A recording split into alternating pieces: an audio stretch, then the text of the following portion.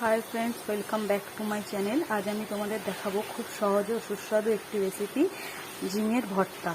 এটি করতে বেশি কিছু লাগে না। প্রথমে মিক্সিতে ঝিঙে, রসুন আর কাঁচা লঙ্কাটা পেস্ট করে নিতে হবে। মিক্সিং জারে ঝিঙে, রসুন আর কাঁচা লঙ্কাটা দিয়ে দিয়েছি। এবার এটাকে ভালো করে মিহি পেস্ট করে নেব। এবার কড়াইটা গরম হয়ে গেছে, একটু সর্ষের তেল দিয়ে দেবো। সর্ষের তেলটা হালকা গরম হলে তার মধ্যে কালো জিরে, শুকনো লঙ্কা ফোড়ন দেবো। তেল গরম হয়ে গেছে, এবার এতে সামান্য কালো জিরে আর একটা শুকনো লঙ্কা ফোড়ন দিয়ে দিলাম। শুকনো লঙ্কা আর কালো জিরের থেকে একটু হালকা গন্ধ বেরোলে এর মধ্যে আগের থেকে বেটে রাখা রসুন, ঝিঙে আর কাঁচা লঙ্কার পেস্টটা ঢেলে দেবো।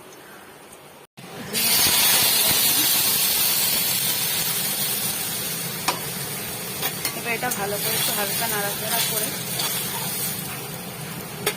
এর মধ্যে একে একে আমি সব গুঁড়ো মশলাগুলো দিতে থাকবো। প্রথমে লবণ, তারপর স্বাদ মতো লবণ দেওয়ার পর হলুদ দিলাম, সামান্য লঙ্কার গুঁড়ো।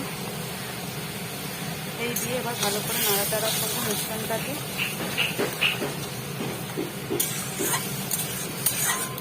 ঝিঙের এই জলটা পুরোপুরি যখন টেনে গিয়ে তেল ছেড়ে যাবে তখন নামানোর আগে সামান্য একটু চিনি দেবো।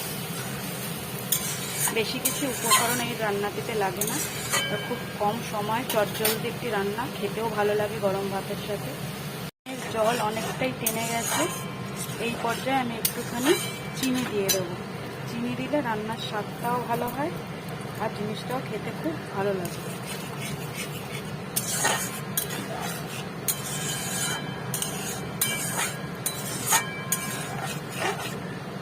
আমার ঝিঙের ভর্তা রেডি। ঝিঙের ভর্তা থেকে তেলও ছেড়ে গেছে, এবার আমি এটা নামিয়ে নেব। এই ঝিঙের ভর্তার রেসিপিটি যদি ভালো লেগে থাকে আপনাদের, লাইক, কমেন্ট, সাবস্ক্রাইব এবং শেয়ার করতে ভুলবেন না। ধন্যবাদ, পাশে থাকবেন।